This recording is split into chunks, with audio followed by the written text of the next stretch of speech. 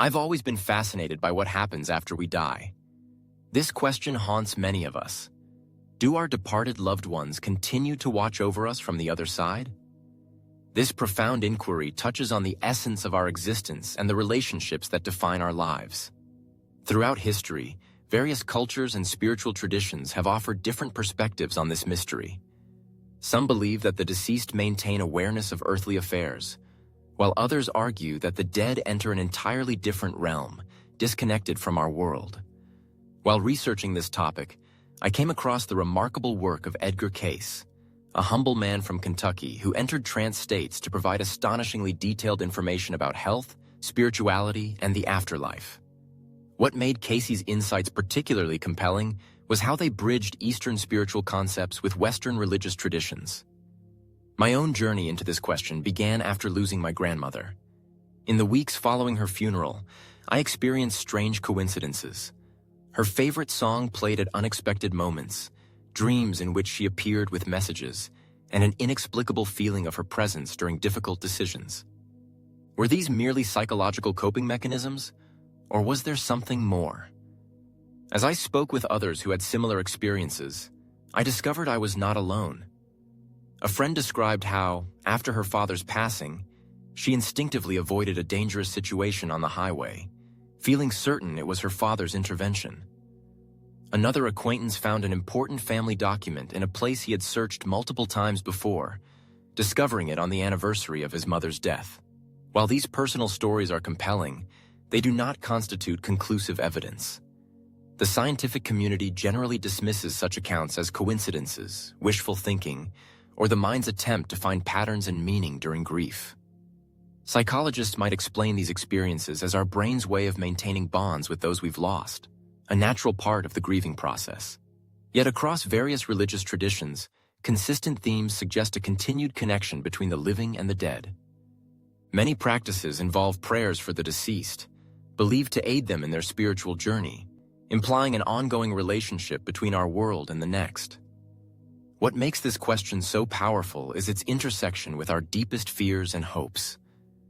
We fear true separation, the idea that those we love are completely gone, while hoping that consciousness, in some form, continues beyond physical death. The possibility that our loved ones might still witness our triumphs and sorrows offers both comfort and, for some, a sense of moral accountability. As I continue this exploration, I find myself drawn to a middle path that neither dismisses these experiences nor accepts them uncritically. Perhaps the truth lies somewhere between absolute separation and complete awareness, in a realm where the borders between life and death are more permeable than we've been taught. Determined to delve deeper, I examined historical records and spiritual teachings regarding the connection between the living and the dead. I discovered a tapestry of beliefs far more complex than I had initially imagined. Ancient civilizations, from Egypt to China, established elaborate rituals to honor their ancestors. The Egyptians believed the deceased could influence earthly affairs, leaving offerings in tombs, convinced that the dead required sustenance in the afterlife. Chinese families continue to burn paper money and offerings, maintaining the belief that ancestors need these items in the spirit world. These practices suggest a persistent conviction that the dead remain connected to our realm. In contrast, modern Western perspectives have largely adopted a more clinical approach to death. The divide between science and spirituality has created a chasm in our understanding, with empirical evidence demanding tangible proof that consciousness survives physical death. Yet countless individuals continue to report meaningful encounters with departed loved ones.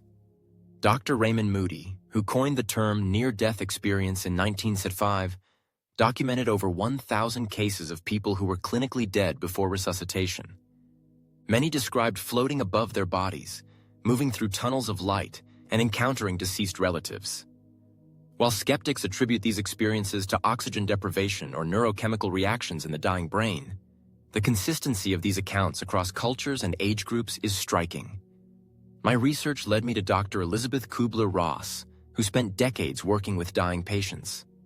She documented numerous cases where the terminally ill reported seeing and conversing with deceased relatives in the days or hours before their own deaths.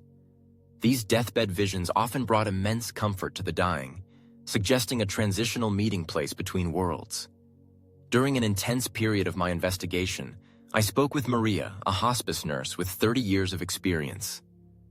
"I've witnessed too many inexplicable moments to dismiss them," she told me quietly. "Patients who haven't spoken for days suddenly have lucid conversations with invisible visitors. People with no prior knowledge somehow know when a distant relative has passed. There's something happening that goes beyond what medical science can explain." In recent decades, the scientific community has begun exploring these phenomena more seriously. Studies at prestigious institutions have examined after-death communication, ADC, where the bereaved experience what they believe to be contact from deceased loved ones. Dr. Julie Bichel's controlled laboratory studies at the Windbridge Research Center have yielded intriguing results when testing mediums under blinded conditions. What fascinates me most are the patterns that emerge from these diverse sources. The deceased rarely seem concerned with the mundane details of earthly life. Instead, communications often center around reassurance, unresolved emotions, or guidance during significant life events. This suggests not constant surveillance, but rather selective awareness based on emotional connection. I recalled Cayce's teachings, which described the afterlife not as a distant realm, but as a different vibrational state existing alongside our own. His reading suggested that consciousness continues on multiple planes simultaneously, and that the deceased maintain awareness of their loved ones through bonds of affection and shared experiences rather than continuous observation. One afternoon, while visiting a small church in New England, I met an elderly man who shared his experience following his wife's death after 60 years of marriage. "I was driving home from her funeral when our song came on the radio," he recalled. "An obscure tune they never play anymore. The car filled with her perfume. I know what people would say, coincidence, grief, imagination, but I've lived long enough to know when something is real. She was there just for a moment, letting me know she was okay." These personal accounts, while anecdotal, raise profound questions. If consciousness is merely a product of brain function, how do we explain shared death experiences where healthy individuals report similar visions while attending to a dying loved one?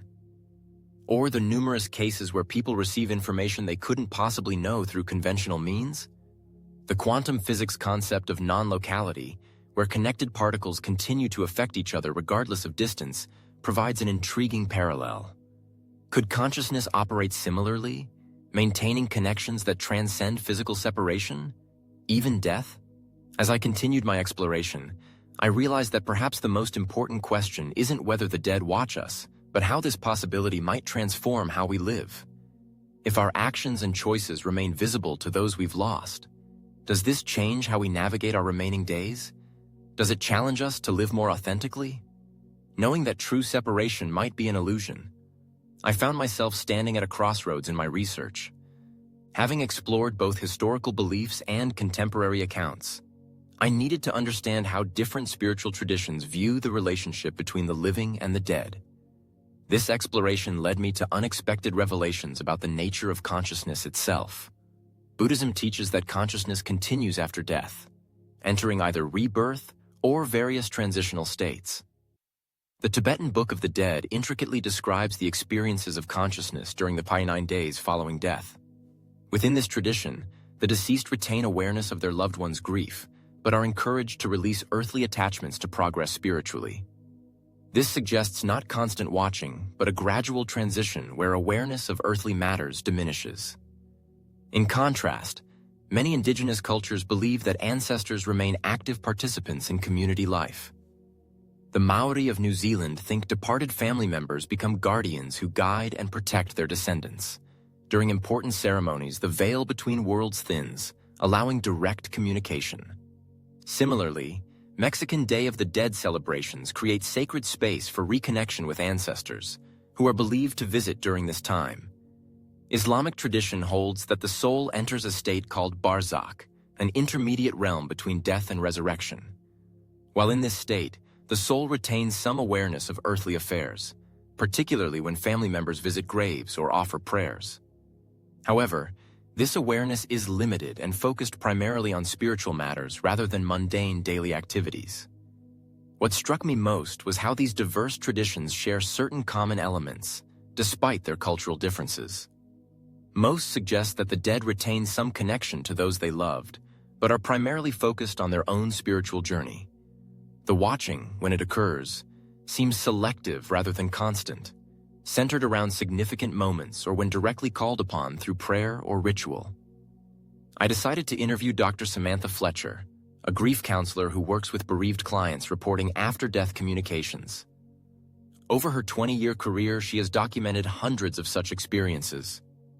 What's fascinating, she explained, is the consistency in how these experiences unfold. They typically occur during transitional states, while falling asleep, waking up, or during meditation. The deceased rarely appear as ghostly figures. Instead, they communicate through symbols, synchronicities, or sensory experiences. A familiar scent, a significant song, or objects moving in meaningful ways. These experiences often occur at pivotal moments: births, marriages, graduations, or during crises when guidance is most needed. This suggests not continuous watching, but an awareness of emotional states and significant life events. I recalled a profound experience shared by James, a combat veteran who lost his best friend in Afghanistan. During a particularly dark period when he contemplated suicide, James felt a sudden physical pressure on his shoulder, his friend's signature gesture of support. "In that moment, I knew he was there," James told me, tears streaming down his face. "I could feel him telling me to keep going. That experience changed everything for me." Quantum physics offers intriguing parallels to these spiritual perspectives. Physicist David Bohm proposed the concept of implicate order, a deeper reality from which our physical world unfolds. In this model, consciousness may exist at a more fundamental level than matter itself, potentially continuing in this deeper reality after physical death. Similarly, the concept of non-local consciousness suggests awareness may not be confined to the brain, but may extend beyond physical boundaries.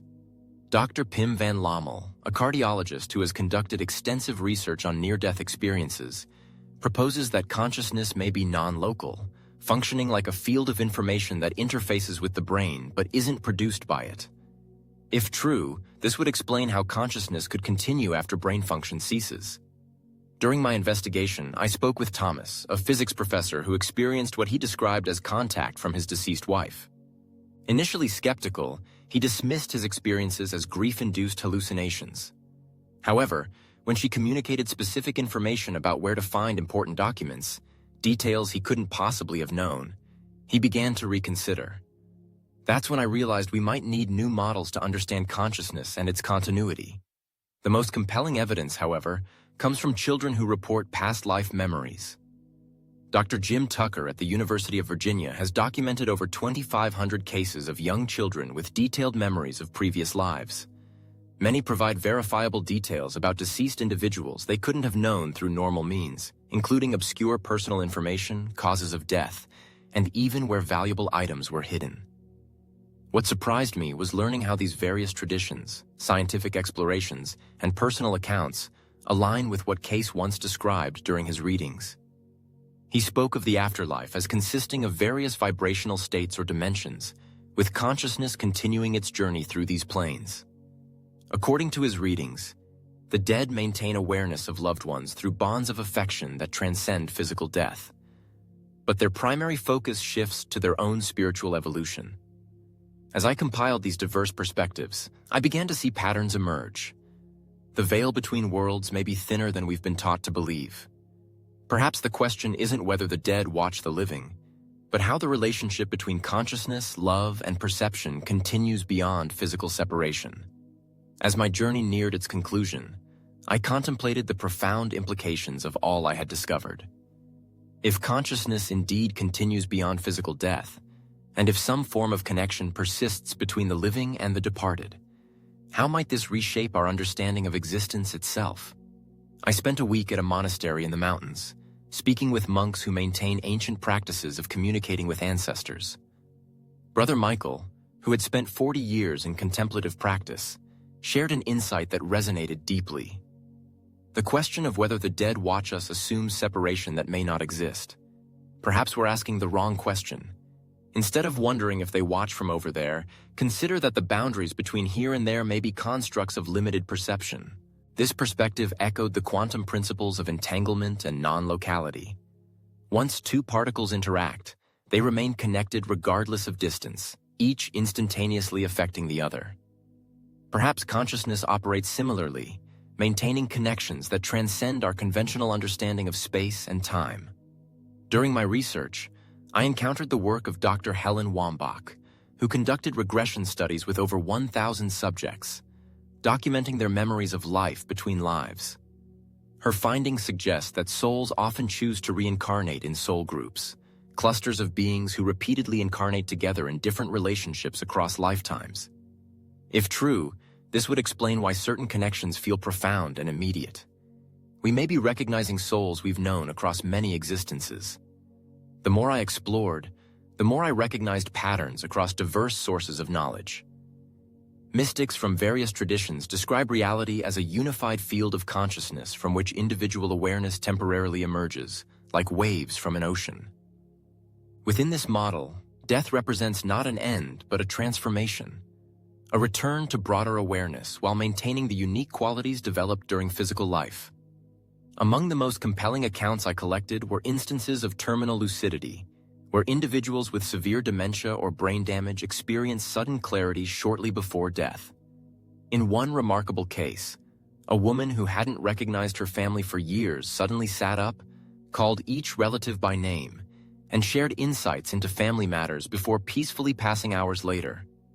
Such cases challenge the materialist assumption that consciousness is merely a product of brain function. I recalled a conversation with Elizabeth, whose 4-year-old son had never met his grandfather yet, spoke about him with uncanny accuracy. He told her about Grandpa's red tractor and the missing fingers on his left hand, details he couldn't possibly know. When asked how he knew these things, he simply said, "Grandpa told me when I was sleeping." These were not vague statements. They were specific, verifiable details about a man who died 2 years before her son was born. After months of investigation, I returned to Cayce's teachings that initially sparked my journey. While his descriptions of the afterlife might seem fantastic to some, many align surprisingly well with quantum physics concepts developed decades after his death. His readings suggested that consciousness exists in multiple dimensions simultaneously, and that what we perceive as death is merely a shift in awareness from one vibrational state to another. What became increasingly clear was that the relationship between the living and the dead isn't one of occasional visitation or distant observation. Rather, it appears to be an ongoing dialogue between different states of the same consciousness, like water existing simultaneously as ice, liquid, and vapor. Each state has different properties, yet is composed of the same essential substance. This perspective transforms how we might view grief and separation. Perhaps we never truly lose those we love. The connection remains, though the nature of communication changes. Like radio waves that surround us constantly but require a receiver to be heard, our departed loved ones may maintain awareness of us, accessible when we attune ourselves to their frequency through meditation, prayer, or in those liminal moments between sleeping and waking. Jessica, who lost her daughter in a car accident, shared a profound experience that occurred on the first anniversary of her death. I was planting flowers at her grave when a butterfly landed on my hand and stayed there for nearly 10 minutes. Butterflies were her symbol. She collected them her entire life. As I sat there, I felt a wave of peace wash over me, a knowing beyond words that she was okay, that she was still with me somehow. It wasn't wishful thinking or imagination. It was a knowledge deeper than thought. Throughout diverse spiritual teachings, scientific exploration, and thousands of personal accounts, certain consistencies emerge. The dead appear most aware of emotional states rather than mundane activities. They seem particularly attuned to moments of joy, crisis, or significant transition. Most notably, their communications typically focus on reassurance, love, and occasionally guidance, rarely on judgment or surveillance. Perhaps the most beautiful implication is that love itself may be the mechanism through which these connections persist. Quantum entanglement requires particles to interact. Similarly, emotional bonds may create connections that transcend physical separation. This would explain why profound experiences of after-death communication most commonly occur between those who share deep bonds of affection. As I conclude this exploration, I'm reminded of ancient wisdom that views death not as an ending, but as a transformation. a passage from one room to another in the vast mansion of existence. The boundaries between life and death, like those between waking and dreaming, may be more permeable than our modern mindset has allowed us to perceive. Whether the dead watch the living may ultimately be a question of limited framing. Perhaps a more accurate understanding is that consciousness continues its journey beyond physical form, maintaining connections forged through love while expanding into broader awareness. Those we've lost are not gone but transformed, not absent but present in ways our physical senses aren't designed to fully perceive. This perspective offers not just comfort but profound responsibility. If the veils between worlds are indeed thin, if consciousness continues and connections persist, then how we live matters, not just for this lifetime but beyond. Each act of love, each moment of presence, each choice for growth ripples across dimensions of existence, contributing to an unfolding tapestry of consciousness that transcends what we know as death. Hit the subscribe button below, activate notifications, and become part of a community seeking a deeper understanding of life's profound mysteries. Together, we'll continue peeling back the veil between worlds.